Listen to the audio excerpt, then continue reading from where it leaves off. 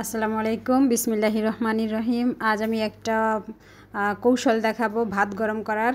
তো ভাত গরম করার জন্য পানি আমি দিয়ে দিয়েছি চুলায়। পানিটা যখন গরম হওয়া শুরু হবে তখন আমি এর মধ্যে স্ট্রেনারে করে ভাত দিয়ে দিয়েছি।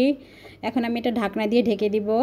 এটা আসলে গরমের দিনে যখন আমরা দুবেলার ভাত একসাথে রান্না করি, যদি সেটা নষ্ট হয়ে যাওয়ার সম্ভাবনা থাকে তাহলে ফ্রিজে সংরক্ষণ করি, পরবর্তীতে এভাবে বের করে আসলে গরম করা যাবে। এবং এটা ভাতটা অবশ্যই একটু টাটকা ভাত হতে হবে। ফ্রিজে রেখে নষ্ট করে সেই ভাত গরম করলে সে ভাতটা আসলে গরম করলে ভালো হবে না।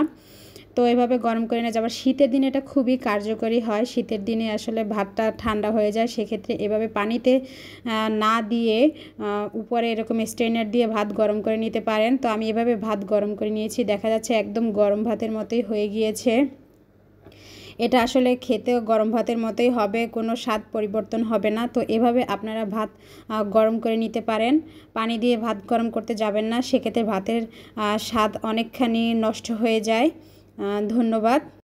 এই চ্যানেলটা সাবস্ক্রাইব করে দিবেন। এরকম নতুন নতুন কৌশল নিয়ে হাজির হব ইনশাআল্লাহ। আবারও আপনাদের সবাইকে ধন্যবাদ।